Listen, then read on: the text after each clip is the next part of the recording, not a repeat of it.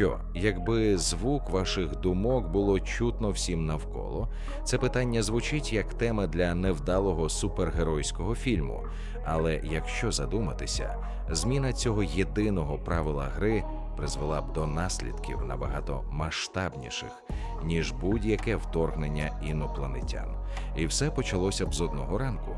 Уявіть собі, ви прокидаєтесь під лагідний сонячний промінь, потягуєтеся і думаєте «ще 5 хвилиночок і встаю».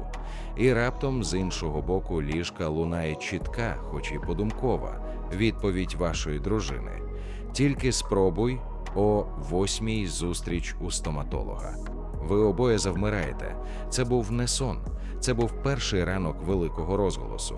Протягом перших кількох годин світ занурився в пекло соціальної незручності. Поїздка в громадському транспорті перетворилася на сеанс колективної психотерапії без терапевта.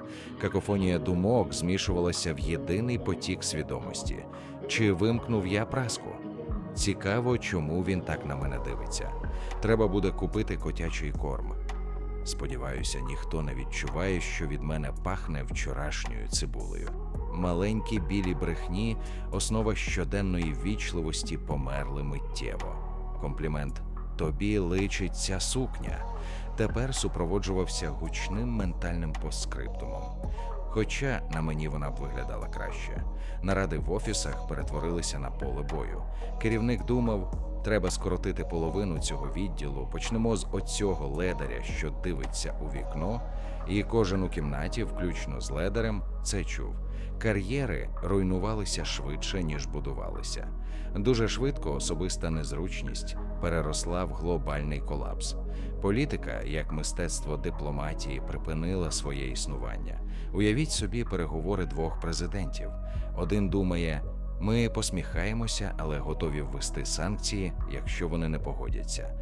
А інший миттєво чує цю думку і думає у відповідь, а ми знали, що вам не можна довіряти, і вже розмістили ракети біля вашого кордону.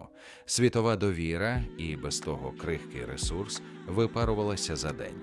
Слідом за нею обвалилася світова економіка. Торгівля на біржі, що тримається на секретах і прогнозах, стала неможливою. Жоден контракт не міг бути підписаний, адже думка «головне, щоб вони не помітили цей пункт дрібним шрифтом» ставала заголовком переговорів. Найбільшого удару зазнали людські стосунки. Мільйони пар розлучилися протягом першого тижня. Усі ті дрібні роздратування, секрети та приховані образи, які роками накопичувалися за стіною мовчання, раптом вирвалися назовні. Судова система також зайшла в глухий кут. Допит підозрюваного втратив сенс. «Я нічого не робив», – казав він, а в голові лунало. «Головне, щоб вони не знайшли знаряддя вбивства у мене під підлогою». Як судити людину, чия провина транслюється в прямому ефірі з її власного мозку? Людство намагалося адаптуватися. Медитація та практики очищення розуму стали найпопулярнішими навичками у світі. Люди вчилися думати ні про що, але це було майже неможливо. Сама спроба не думати була думкою «я не думаю, блін, я знову думаю про те, що я не думаю». З часом міста спорожніли. Люди почали шукати порятунку в самотності, переїжджаючи подалі один від одного. Адже єдиним способом зберегти секрет було не мати нікого в радіусі чутності. Суспільство, побудоване на складній співпраці, розпалося на мільйони ізольованих індивідів. Технологічний прогрес зупинився, адже геніальні ідеї більше не могли визрівати в тиші розуму одного вченого.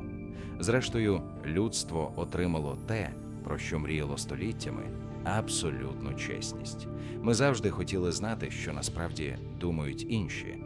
І ми дізналися. Виявилося, що здебільшого вони думають про те, що з'їсти на вечерю, про свої страхи і про те, що у вас трохи дивна зачіска. І, можливо, повна прозорість. Це не та ціна, яку варто було платити за істину.